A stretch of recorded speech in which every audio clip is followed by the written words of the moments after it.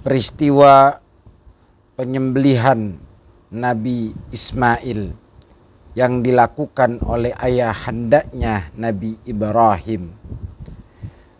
Peristiwa ini hanya sebagai simbolisasi ketaatan seorang hamba yakni Nabi Ibrahim kepada Tuhannya yakni Allah. Padahal peristiwa itu tidak terjadi. Hanya saja peristiwa itu menjadi salah satu bentuk bahwa ketaatan Nabi Ibrahim sampai mengorbankan anaknya yang bernama Ismail. Padahal dasarnya Nabi Ismail tidak pernah ada sejarah disembelih oleh ayahandanya.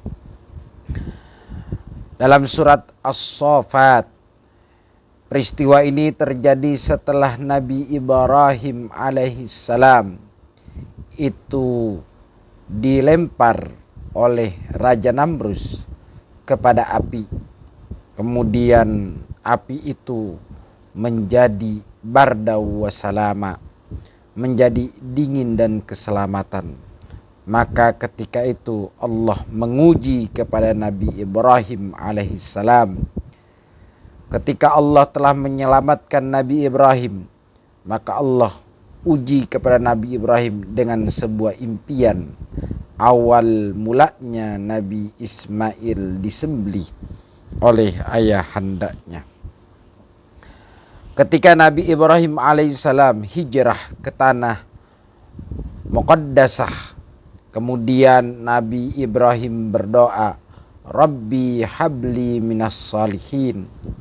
Ya Allah, berikanlah kepadaku anak-anak yang soleh, yakni diantaranya Nabi Ismail.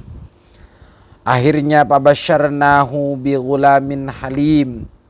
Kemudian Allah berikan kabar gembira lewat lisan malaikat dengan anak laki-laki. Falamma balagha ma'u sa'ya, maka tatkala anak itu tumbuh besar. Artinya Nabi Ismail tumbuh besar. Kemudian Allah mengujinya di dalam mimpi Nabi Ibrahim alaihissalam. Kemudian Nabi Ibrahim dalam mimpinya, yaitu diberikan sebuah impian untuk menyembelih Nabi Ismail alaihissalam. Ya bunayya inni ara fil manami anni azbahuka. Wahai anakku, aku bermimpi, kata Nabi Ibrahim, bahwa sungguhnya aku menyembelihmu. Tetapi ketika itu saking teguhnya keimanan seorang anak kecil yang bernama Ismail. Apa kata Ismail? Qala ya abatif'al ma tu'maru satajuduni insyaallahu minas sabirin. Wahai bapakku, kata anak kecil yang bernama Ismail, kerjakanlah apa-apa yang telah diperintah kepada Allah Subhanahu wa ta'ala. Maka pada waktu itu impian itu masih ragu-ragu. Dikatakan ruya anna Ibrahim ra'a lailatat tarwiyah. Nabi Ibrahim ketika itu mimpi pada malam keraguan, maka disebutlah malam itu malam tarwiyah. Artinya malam itu masih ragu. Apakah mimpi ini datang dari Allah ataukah mimpi ini datang dari setan? Minallah hadal hilm am minasyaitan. Maka ketika itu disebutlah hari tarwiyah. Tapi kemudian harinya ketika yakin bahwa impian itu datang dari Allah, akhirnya disebutlah hari Arafah. Falamma amsara misla zalika fa'urifa annahu minallah. Ketika sudah diketahui itu impian datangnya dari Allah untuk menyembelih Nabi Ismail, akhirnya disebut hari Arafah. Maka ketika itu Nabi Ibrahim langsung akan mempersiapkan untuk menyembelih anak yang ia sayangi yang bernama Ismail. Tetapi singkat cerita, bahwa tidak pernah ada sejarah dalam Quran bahwa Ismail itu disembelih oleh ayahandanya yang bernama Ibrahim.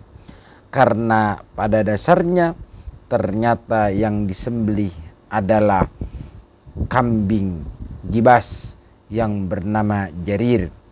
Wa padainahu bizibihin azim.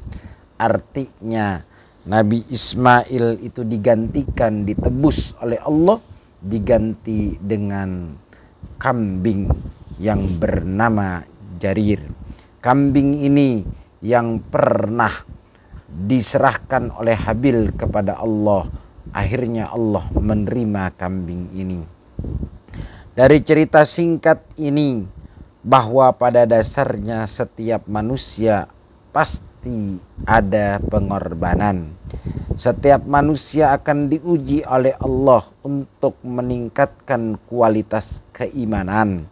Sebagaimana diujinya Nabi Ibrahim alaihissalam, yakni untuk menyembelih Ismail. Maka kita ketika ada ujian dari Allah, itu berarti meningkatkan kualitas keimanan kita kepada Allah.